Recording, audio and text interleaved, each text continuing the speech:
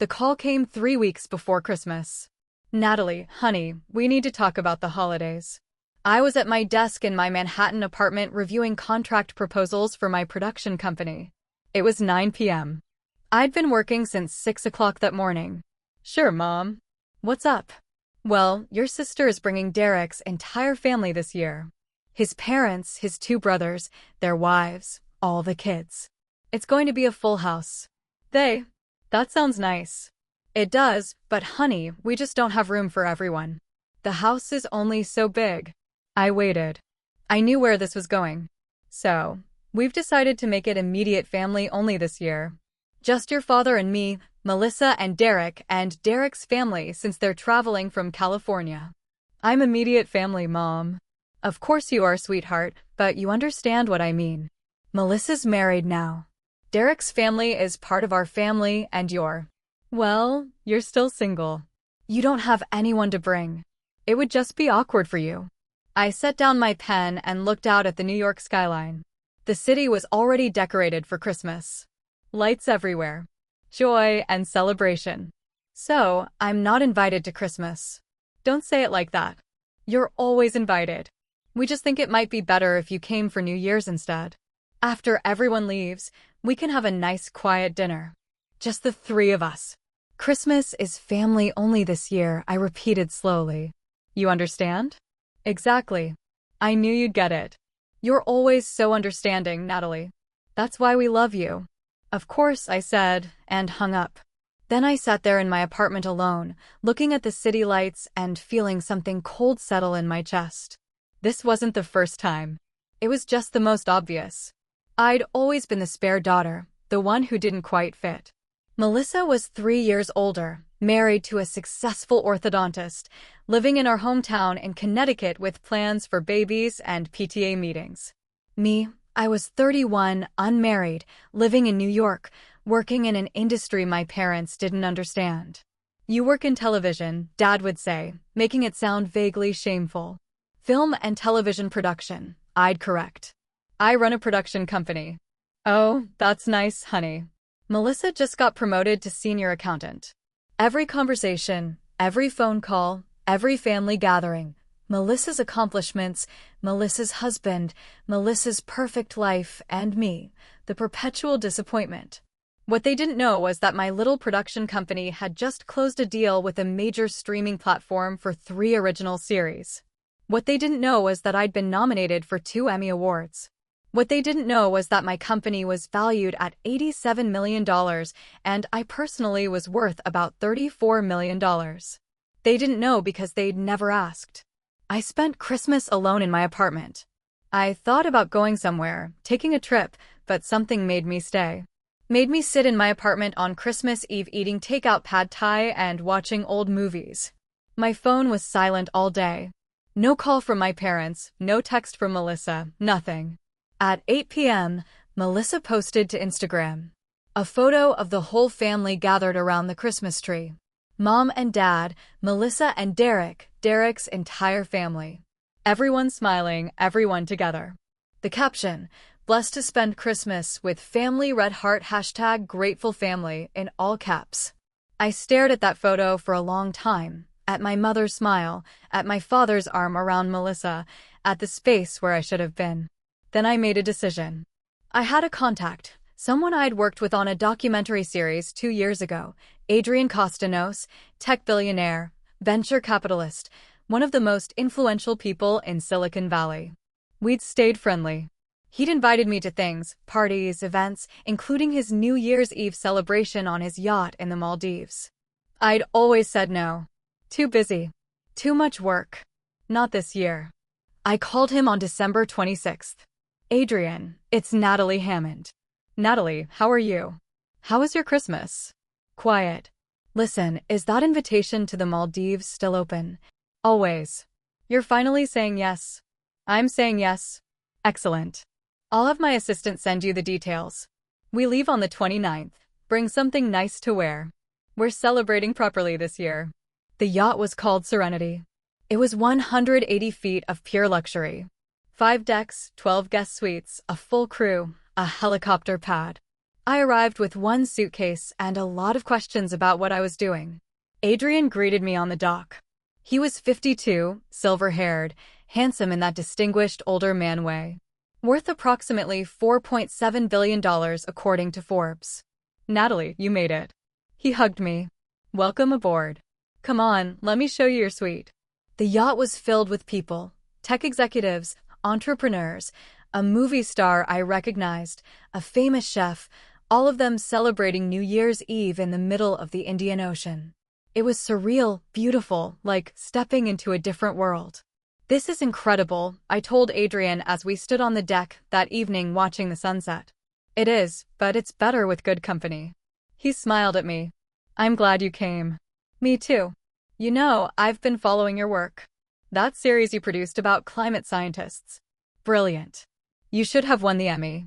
I blinked. You watched that? Of course. I watch everything you make.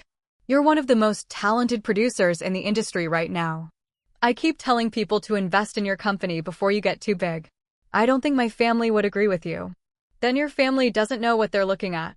New Year's Eve was magical. Dinner on the deck, champagne, dancing. At midnight, we watched fireworks over the ocean while the yacht sound system played music and everyone celebrated. Adrian found me at the railing around 12:30 a.m. Happy New Year, Natalie. Happy New Year. Can I ask you something? Why did you really come? I've been inviting you to things for 2 years. You always say no. What changed? I thought about lying, making something up, but the champagne had made me honest. My family didn't invite me to Christmas. They said they didn't have room, so I spent it alone in my apartment. And I decided I was tired of waiting for them to see me, to value me. So I came here instead. Adrian was quiet for a moment. Their loss. Maybe. Definitely. He turned to face me. Natalie, you're brilliant. You're successful. You're kind. Any family would be lucky to have you. Tell them that. I will if you want me to. I laughed. That's okay. Well, for what it's worth, I'm glad you're here. And I hope this is the first of many adventures. He said it casually, but there was something in his eyes. Something that made my heart beat faster. Maybe it will be, I said. The photo happened by accident. We were having lunch on the deck on New Year's Day. Adrian's chef had made this incredible seafood feast. I was sitting next to Adrian laughing at something he'd said, and one of the other guests took a photo. That's a great shot, she called out. You two look perfect together. She showed us. It really was a good photo. The ocean behind us, both of us smiling. Adrian's hand near mine on the table. We looked happy, comfortable, like we belonged together. Send that to me, I said. She did. I looked at it for a long time, at this version of myself who looked confident and joyful, who was spending New Year's on a billionaire's yacht in the Maldives instead of alone in her apartment. And I thought about my family, about that Christmas photo, about being excluded and dismissed and forgotten. So I posted it. One photo. It was me on a yacht in the Maldives with someone they all knew. The caption was simple: New Year, new adventures. Grateful for amazing friends. I tagged Adrian. Then I put my phone away and went back to enjoying lunch. An hour later, my phone started buzzing and buzzing and buzzing. I pulled it out. 53 notifications and counting. My phone exploded with calls. I opened Instagram. The photo had 847 likes, 93 comments, and counting. But it wasn't random followers commenting. It was people from home, high school friends, college acquaintances, my parents' friends. Susan M., 1967, is that Adrian Costanos? The Adrian Costanos. Jenny from, oh, Natalie. How do you know him? Tom Henderson, wow. Living the dream. And then my family. Melissa, call me right now. Mom, Natalie Marie Hammond, you call your mother this instant. Dad, is this real? Call us. The missed calls started. Melissa again. Melissa again. Mom again. A number I didn't recognize. Probably Derek. I watched them pile up. Then I turned off my phone and went back to the party because the person sitting next to me was. I didn't call them back for 3 days. 3 glorious days of sailing around the Maldives, swimming in crystal clear water, having deep conversations with Adrian about business and art and life. Attending a private concert on the yacht, watching Adrian pilot his helicopter to a private island for lunch. It was like living in a dream. On the third day, Adrian and I were having breakfast on the deck. Just the two of us. Most of the other guests had left. "Your phone has been remarkably quiet," he observed. I turned it off. Running from something?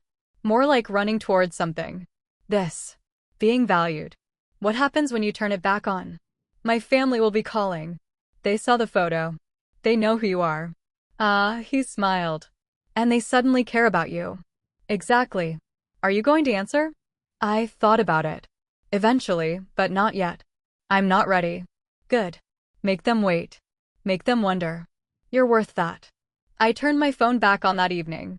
127 missed calls, 89 text messages, 47 Instagram DMs. I scrolled through the messages. Melissa, Natalie, where are you? Melissa, why aren't you answering? Melissa, is that really Adrian Costanos? Melissa, how do you know him? Melissa, people are asking me questions and I don't know what to say. Melissa, I'm freaking out. Melissa, call me. Mom, Natalie, please call us. Mom, we're very confused. Mom, Mrs. Henderson saw your photo and called me. Mom, she said you're with Adrian Costanos. Mom, is this for work? Mom, please explain what's happening. Mom, your father and I are very concerned. Mom, why would you post something like this without telling us? Dad, Natalie, this is your father. Dad, please call. Dad, we need to understand what's going on. Dad, is this man your boyfriend? Dad, why didn't you tell us you knew him? Dad, this is very confusing for us. I read through them all. Then I typed a single message to the family group chat. Me, hi, I'm fine. Having a wonderful time. We'll talk when I'm back in New York. Don't worry about me. The responses were immediate. Melissa, when are you back? Mom, Natalie, we need to talk now. Dad, this is not acceptable, young lady. I turned off my phone again. I stayed in the Maldives for another week. Adrian had to return to California, but he invited me to stay on the yacht with a few other guests. Use it as long as you want, he said before he left. You deserve a vacation. And Natalie, I meant what I said about investing in your company, about working together, about everything. Everything. I like you a lot. I have for a while, but I know you've been dealing with family stuff. I don't want to complicate things, so I'm just putting it out there. When you're ready, if you're interested, I'd like to take you to dinner. A real date, not a work thing. My heart did something complicated in my chest. I'd like that. Good. He smiled. Call me when you're back in New York. We'll figure it out. He left. And I spent another week in paradise thinking about my life and my family and what I wanted my future to look like. I flew back to New York on January 15th, took a cab from JFK to my apartment, walked into my building with a tan and a clear head and a plan. My phone rang within 10 minutes. Melissa. I answered. Natalie, finally. Jesus Christ. Do you have any idea how crazy you've made everyone? Hi, Melissa. How are you? How am I? How am I? I've been fielding questions for 2 weeks.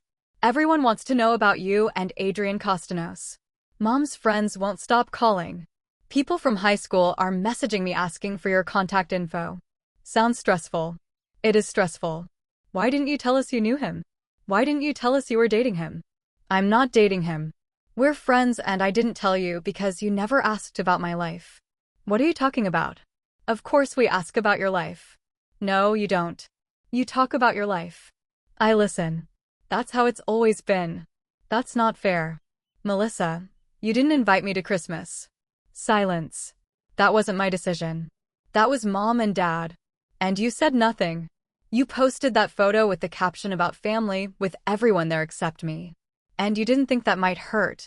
I didn't think about it like that. You didn't think about me at all.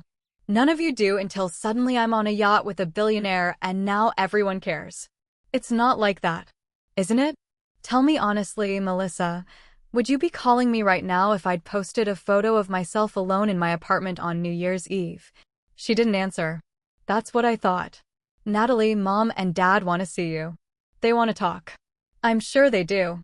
Tell them I'll come to dinner next Saturday. And Melissa, I'm bringing someone. I called Adrian that night. Natalie, you're back. How was the rest of your stay? Perfect.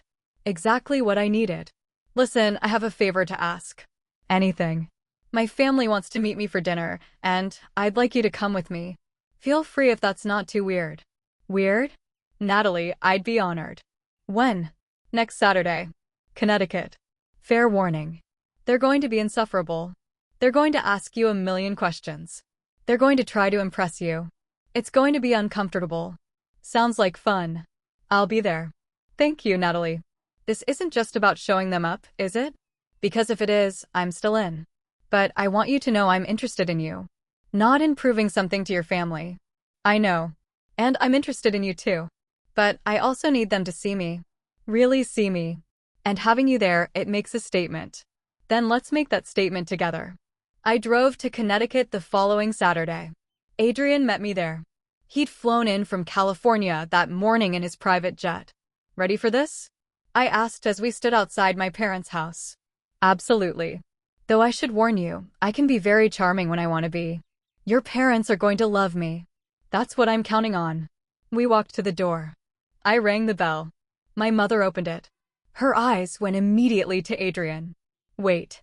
I watched her try to compose herself. Natalie, you're here. And you must be Adrian Costanos. He shook her hand. It's wonderful to meet you, Mrs. Hammond. Natalie has told me so much about you. That was a lie. I'd barely mentioned them, but my mother beamed. Please come in. Come in, Robert. Melissa, they're here. My father appeared from the living room, stopped dead when he saw Adrian. Mr. Hammond. Adrian shook his hand firmly. Thank you for having me. Of course. Of course. We're honored. Please sit down. Can I get you something to drink? I'd never seen my father like this. Nervous. Eager to please. It was surreal. Melissa came down the stairs with Derek. She'd clearly spent hours getting ready. Full makeup, designer dress, hair perfect. Natalie. She hugged me, then turned immediately to Adrian. And you must be Adrian. We're so excited to meet you. We sat down in the living room. My mother brought out wine and cheese. Everyone was trying very hard to act normal. So, Dad said, Adrian, Natalie tells us you're in technology. Adrian smiled. I invest in technology companies, venture capital. I also founded a few companies myself back in the day. He's being modest, I said. He founded TechCore, sold it to Microsoft for $2.3 billion. Now he runs one of the most successful VC firms in Silicon Valley. My mother's wine glass paused halfway to her mouth. $2.3 billion, she repeated faintly. It was a good exit, Adrian said modestly. But I'm more interested in helping other entrepreneurs now, finding the next generation of innovators, people like Natalie. All eyes turned to me. Natalie, Melissa said. What does he mean?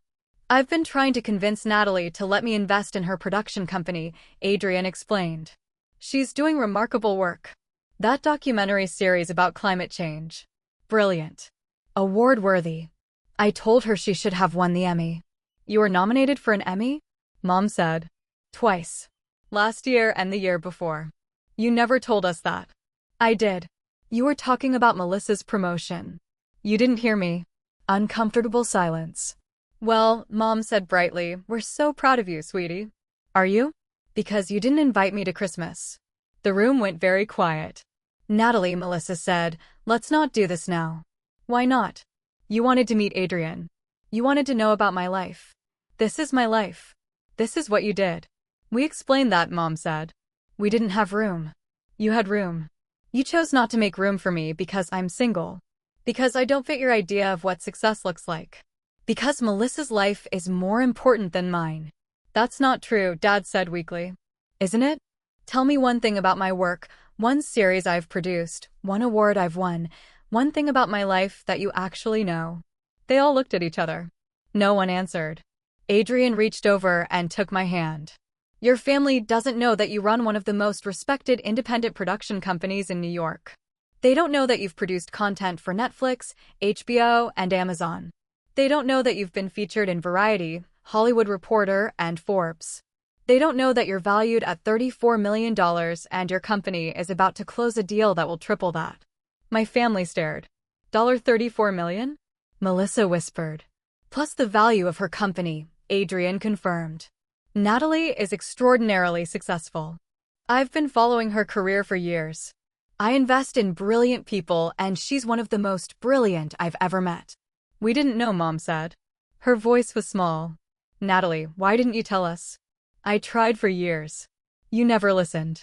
You were too busy celebrating Melissa. Too busy dismissing what I did. So, I stopped trying. But we're your family, Dad said. Are you? Because family shows up. Family makes room. Family cares about your life, even when it's different from theirs. We do care. You called me 2 weeks ago for the first time in 6 months, and only because you saw a photo of me with Adrian and suddenly I was interesting. My mother was crying. Natalie, I'm so sorry. We're so sorry. We didn't realize that you were worth your time. That you'd accomplished something. That you mattered. That we'd hurt you. She said that we'd made you feel invisible. We were so focused on Melissa's conventional success that we couldn't see yours. I looked at her, at the tears, at the genuine regret on her face. I spent Christmas alone, I said quietly, in my apartment eating takeout while you were all together. And I realized something. I don't need your approval anymore. I don't need you to see me. I've built a life I'm proud of. I've accomplished things. I have people who value me. I looked at Adrian. He squeezed my hand. But, I continued, I'd like to have a relationship with you, a real one, where you actually know me, where we're actually family. But that's going to require effort from you. Real effort. We'll do it, Dad said immediately. Whatever it takes. Will you? It's going to mean listening. Really listening. It's going to mean celebrating my success even when it doesn't look like what you expected. It's going to mean making room for me. Literally and figuratively. We will, Mom promised. Natalie, we will. Dinner was awkward, but better. They asked questions. Real questions about my work, my company, my plans. Adrian told stories about working with me, about how impressed he was by my vision, my ethics, my talent. And slowly I watched my family start to see me. The real me, not the disappointing daughter, not the single one, not the spare, just me. After dinner, Adrian and I stood outside by his car. That went well, he said. All things considered. Thank you for coming, for backing me up. Always. Though I should tell you, everything I said in there was true. I am trying to invest in your company, and I do think you're brilliant. I know. And Natalie, I meant what I said about that date. I'd really like to take you out when you're ready. No pressure, but I like you a lot. I looked at him. This man who'd seen me when my own family couldn't, who valued me, who'd stood beside me and made me feel strong. I like you too, I said. And I'm ready for that date, for whatever comes next. He smiled, leaned down, kissed me softly. Good, he said, because I'm not going anywhere. That was 8 months ago. My relationship with my family has improved. They make an effort now. They ask about my work. They celebrate my successes. They invited me to Thanksgiving. Made sure I had a place. It's not perfect. There are still moments where Melissa gets more attention, where I feel like the spare daughter, but it's better. And that's enough. Adrian and I are still together. We're taking it slow, but it's good. Really good. He challenges me, supports me, sees me. Last week, we finalized his investment in my company.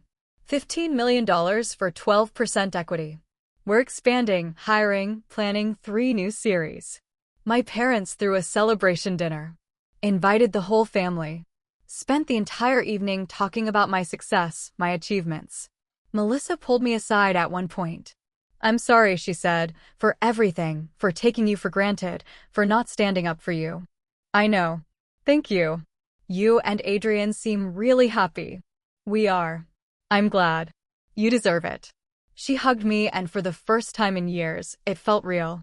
On New Year's Eve, Adrian took me back to the Maldives, back to the yacht. Just the 2 of us this time.